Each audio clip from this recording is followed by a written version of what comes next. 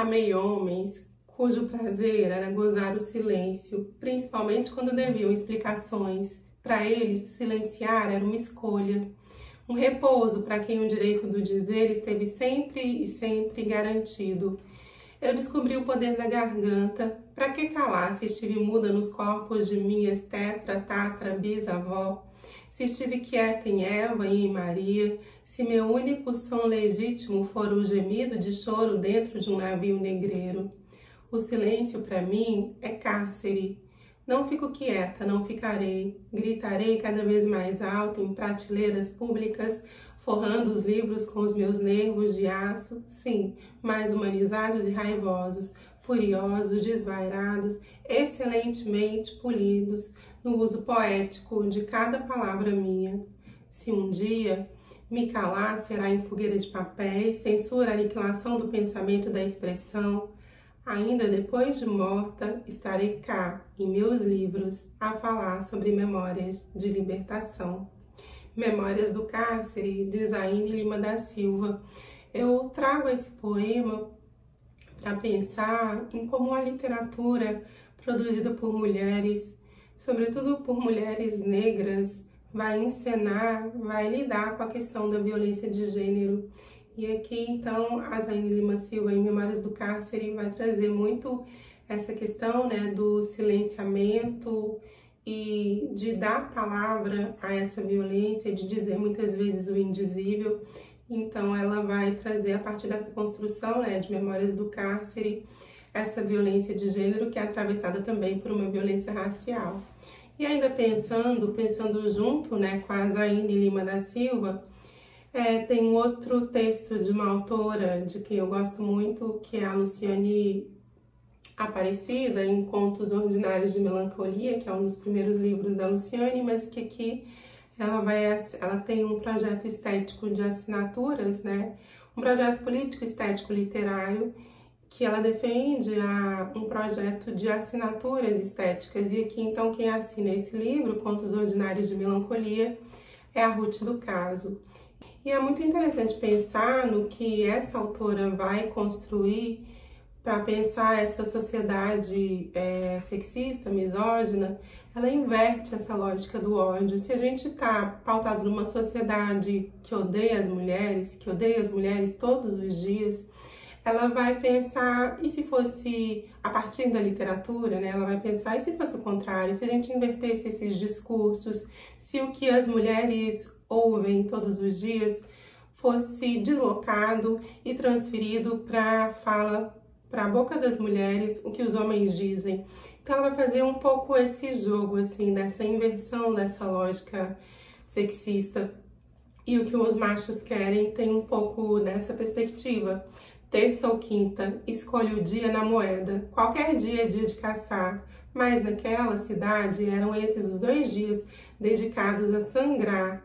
Homens na afiada faca de ponta fina. Gosto de sangrar, sentir o cheiro fresco de carne vermelha. Deixar o animal paradinho, dominado. Furar no rio exato do pescoço, naquela curva que tem uma raiz de árvore juntadora de caso que ramifica.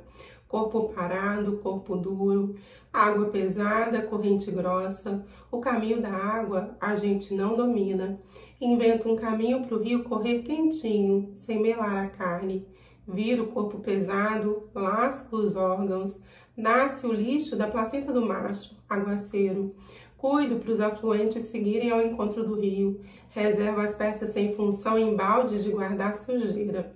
Faço o corte na pele, atrás do pescoço, naquele ponto em que o macho se sustenta. Touro valente, touro forte, só sirvo aos touros.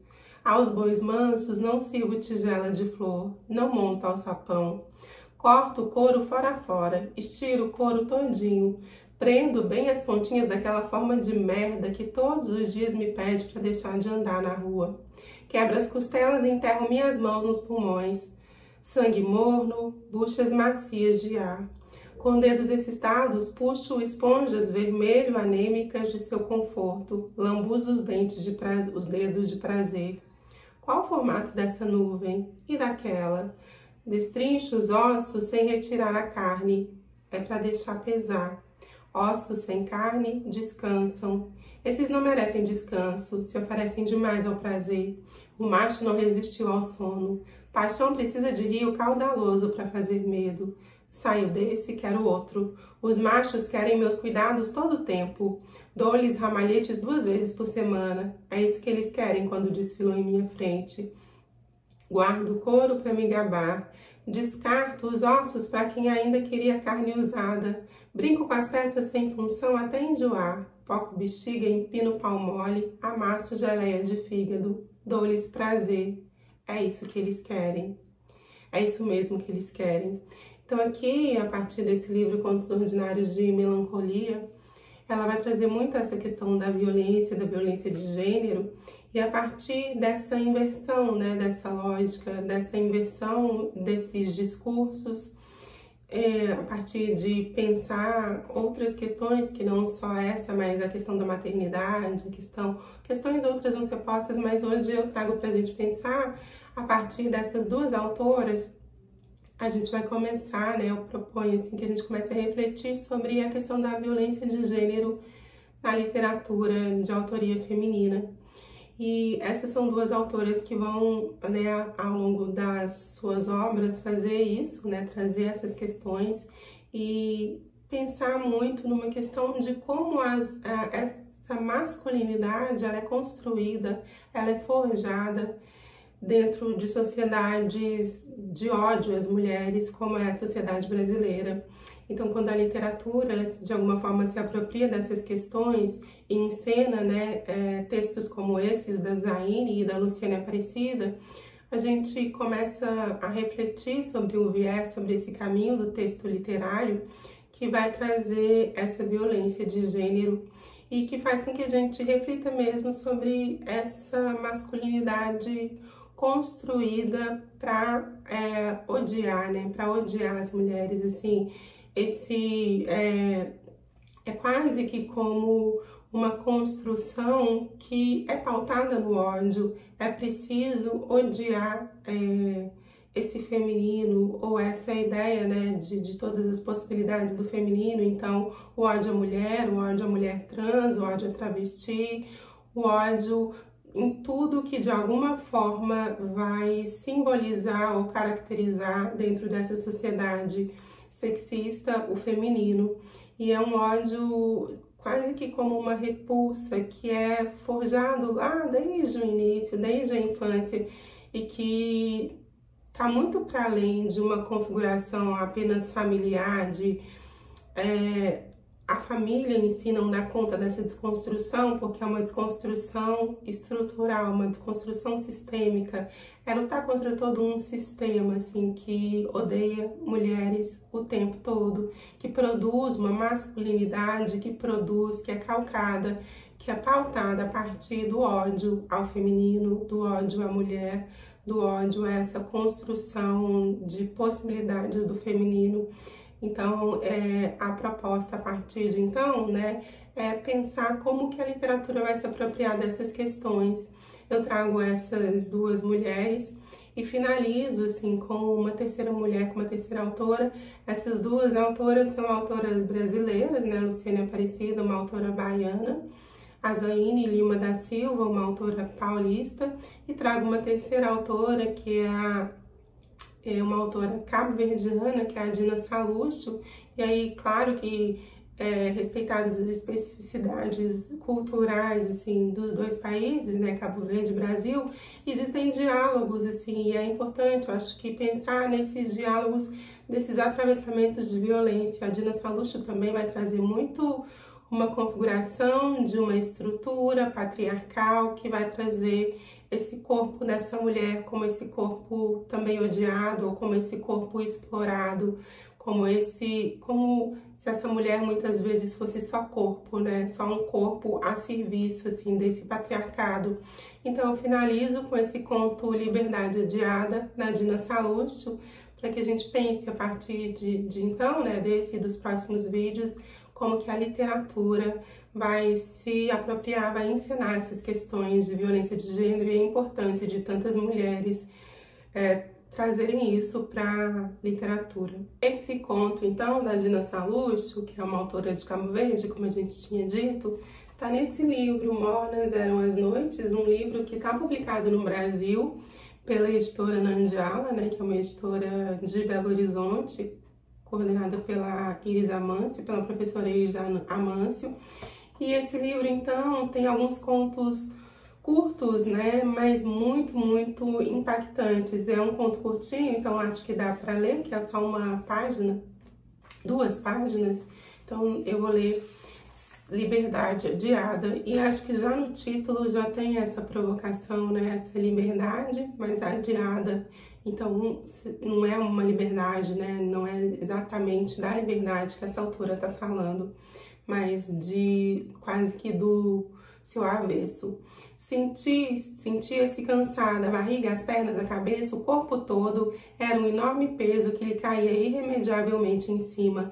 Esperava que a qualquer momento o coração lhe perfurasse o peito, lhe rasgasse a blusa. Como seria o coração? Teria mesmo aquela forma bonita dos postais coloridos? Seriam todos os corações do mesmo formato? Será que as dores deformam os corações? Pensou em atirar a lata de água ao chão, esparramar-se no líquido, encharcar-se, fazer-se lama, confundir-se com aqueles caminhos que durante anos e mais anos lhe comiam a sola dos pés, lhe queimavam as veias, lhe roubavam as forças.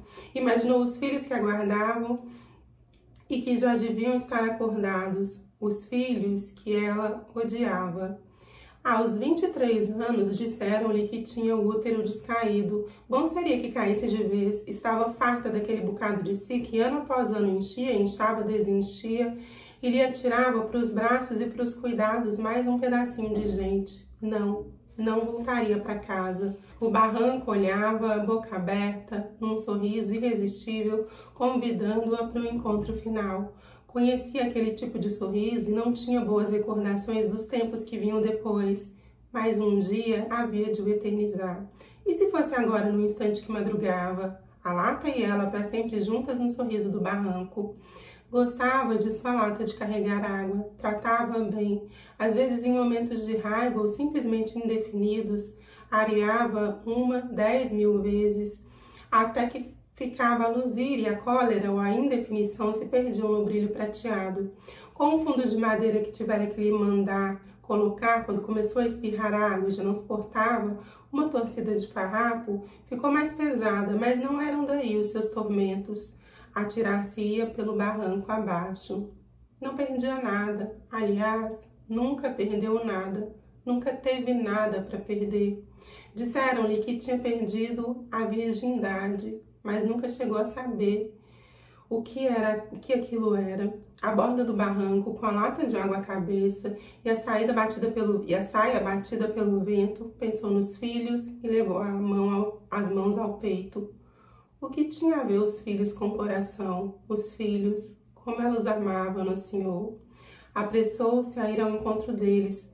O mais novito devia estar a chamar por ela. Correu, deixando o barranco e o sonho de liberdade para trás. Quando a encontrei na praia, ela esperando a pesca e eu atrás de outros não os desejos, contou-me aquele pedaço de sua vida em resposta ao meu comentário de como seria bom montar numa onda e partir rumo a outros destinos, a outros desertos, a outros natais. Então esse é o conto Liberdade Adiada, da Dina Solution, em que ela vai trazer essa questão, né, da maternidade, de uma maternidade. Aqui nesse conto a gente não vê a presença de uma figura masculina, de uma figura de um pai, né? Então a gente está falando de uma menina de 23 anos que deseja, né, nem ter o útero, assim, porque a vida dela tem sido emendar uma gravidez na outra, ainda quando ela nem sabia muito bem o que era isso, ela não sabia, não teve nem tempo de saber o que era perder a virgindade, assim. Então, aqui, essa violência, né, que está sendo encenada, essa violência de uma maternidade quase que forçada. E aí, sempre que eu penso nesse conto, esse conto me faz muito lembrar de um outro conto, e aí de uma autora brasileira, que é a Conceição Evaristo, Quantos Filhos Natalina Teve.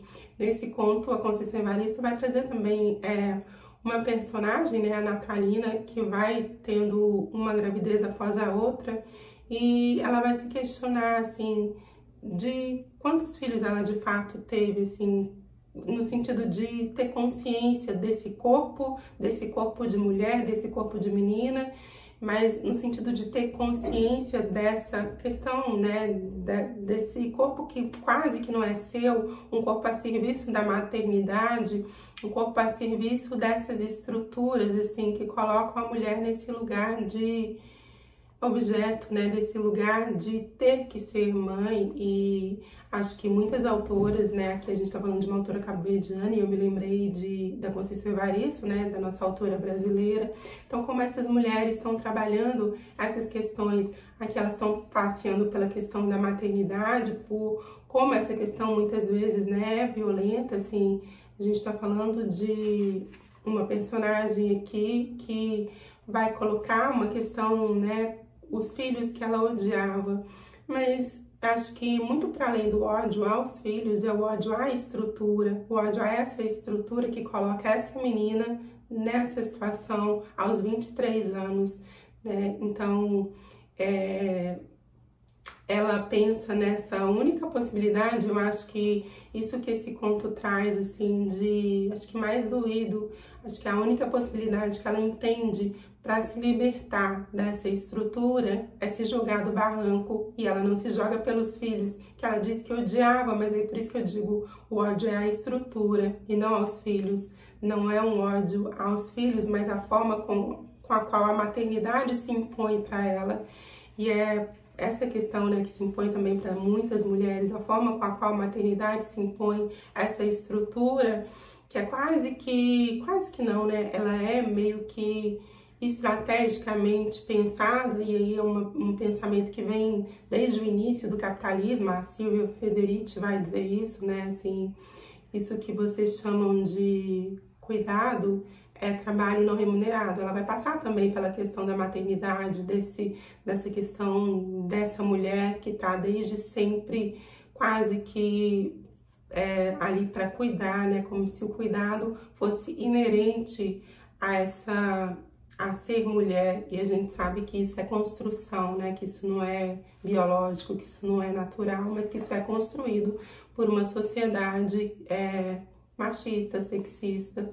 Então, isso lá desde o início do capitalismo, né? E aí a Dina Salucho vai trazer também essa questão, Conceição Evaristo, a própria Luciane Aparecida, ela vai trazer essa questão também, e aí deslocando, como eu havia dito, invertendo essa lógica. Ela vai trazer aqui muitas questões voltadas para essa ideia da maternidade.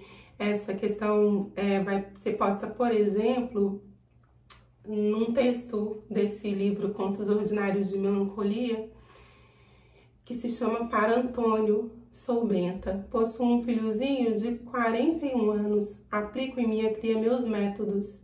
Ele era todo errado, errado porque nasceu, errado porque não teve pai, errado porque demorou de me trazer a felicidade, errava todos os dias, castigado todos os dias. Quando menor, abria seu olho até esmugalhar. Ele ficava muito engraçado, queria que ele visse melhor a culpa da merda que era minha vida.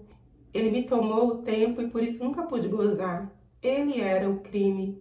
O esférico, olhos de parede, gosta de tudo que eu faço. Ele merece tudo que eu fiz. Ele gostava. Comecei a medicá-lo aos 3, dava as pastilhas e ficava assistindo. Sono, leseira, embolo, olhar manso, boca semiaberta de galinha. Adorava ver ele assim. A minha vida foi espera. Minha vida é peso. Eu sou queda. Às vezes colocava o Zoildo no canto da garagem e brincava de acelerar o carro e acender os faróis. O imbecil melava os pés e o chão. À noite, quando quase morria afogada por ondas gigantes, derramava pouco a pouco água gelada na cara de galinha. O menino começou a me parecer um bicho quando vi aquele pinto se desenvolvendo. Certeira, virei veterinária. Esperei o pênis ficar na idade do pai. Enche a boca de esperança, amarrei os braços para a boa aventura e zás. Deixei ele ver tudo. Ele merecia, ele gostava, ele queria. Limpei os lençóis, joguei o que pesava fora e parei de cair. Trago o gozador sempre comigo, limpinho e seco. pele sempre enrijecida, é só usar. Esse é um texto, assim, que é muito forte, é muito impactante. Eu acho que a forma com a qual a Luciane constrói esse texto traz um pouco, né, dessa violência, assim, a violência tá na estrutura também, né? Essa violência que precisa dessa estrutura que a Luciane convoca para escrever esse texto. E essa inversão, esse discurso estruturado de uma forma invertida, porque já foi tão naturalizado essa questão da violência, e aqui a gente está falando de uma violência sexual, essa violência, quando posta por um homem numa sociedade como a nossa, já está tão naturalizada que às vezes a gente não dá a importância, né, que ela teria, assim, no sentido da carga de violência que um ato como esse tem. E quando a Luciane, estrategicamente, né, a partir da Ruth do Caso, faz essa inversão e coloca essa violência através de uma figura, de uma mulher, de uma mãe, a gente consegue, acho que fica escancarada, assim, essa violência dessa cena, porque a gente não tá acostumada, a gente tá acostumado com o inverso, né, com o avesso disso, com essa violência vinda do homem, muitas vezes, né, da figura paterna, mas não da figura materna. E quando ela faz essa inversão, é como se ela dissesse, olha, o que todos os dias acontece, né, nesse cenário, e muitas vezes a gente banaliza tanto, naturaliza tanto, mas isso não é natural. Então, acho que pensar, essa é a minha proposta, assim, pensar um pouco em como tantas mulheres, seja aqui no Brasil, seja em Cabo Verde, como Dina Salúcio, estão trabalhando, estão pensando, estão encenando, estão criando textos, né, estão dizendo a partir da ficção, a partir da literatura, sobre a questão da violência de gênero.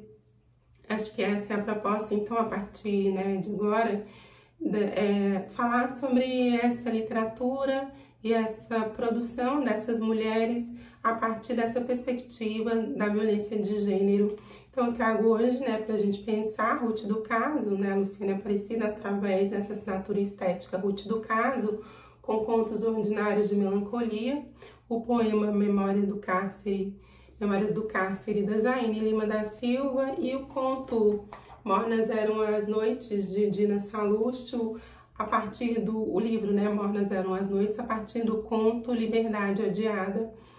E, assim, a gente não chegou a ler, mas também, né, fica como sugestão o texto, o conto da Conceição Evaristo, Quantos Filhos Natalina Teve, que vai trazer também essa questão da maternidade, da violência, desse corpo da mulher que muitas vezes é um corpo apropriado pelo outro muito num sentido mais direto por um homem, por essa violência desses homens, né, desse sistema violento, que é o sistema patriarcal, que é essa estrutura machista, sexista, falocêntrica, mas que também vai ser atravessada por uma violência outra, por uma violência ainda maior, por uma estrutura ainda maior, que é o Estado. O Estado também, de alguma forma, aprisionando, né, adiando essa liberdade da mulher, assim. Então, muitas vezes essas mulheres estão colocando a mesma questão de quem é o corpo da mulher, né? De alguma forma, essa questão tá posta, assim, por essas escritoras, e é isso então que eu proponho, que a partir, né, de agora, assim, a gente pense a partir desses vídeos literatura e violência de gênero a partir de textos produzidos por mulheres, sobretudo por mulheres negras. Então eu fico por aqui e a gente se vê no próximo vídeo. Obrigada!